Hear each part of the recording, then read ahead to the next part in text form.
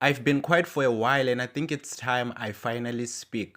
This journey hasn't been easy as it looks online. There's been a lot happening behind the scenes that I've been trying to deal with on my own. From feeling misunderstood to dealing with situations that drain me, creatively and mentally, it hasn't been easy. I've had moments where I questioned everything, my passion, my purpose, and whether I even belong in this industry anymore. After taking time to reflect, I've decided that it might be the best for me to step away and choose myself for once. Not everything you see on social media is as perfect as it seems, and sometimes walking away is the strongest thing you can do. Thank you to everyone who has supported me, believed in me, and stood by me through everything. I will always appreciate you. So bekunalady loyo uposte ku Facebook. So le statement isikhombisa ukuthi ngathi ukhathele ngale industry, asazi ukuthi kwenzakalani kule industry.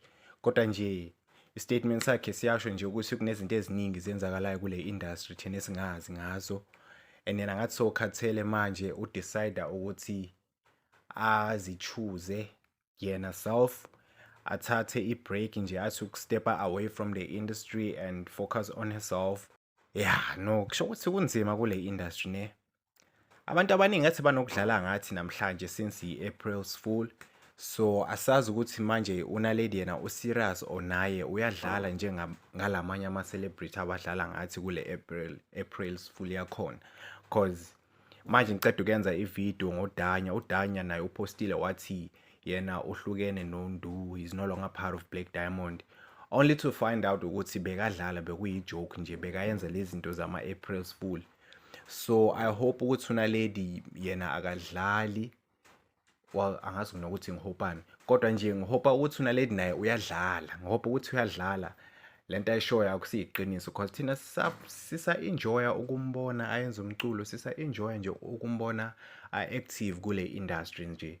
So ukuthi athathe i-break nje asuke kule industry, asazi ezama-fans ukuthi sizophatheka kanjani, cause siyamthanda and umsebenzi wakhe siyaw-appreciate nawo, cause she's doing a very good job, she's doing a beautiful job, and she's a very talented individual, man. Nje uyi-superstar yethu and siyamthanda. So I hope she's okay wherever she is and whatever she's going through, uzokwazi ukuthi adlule kuyo, abe right nje.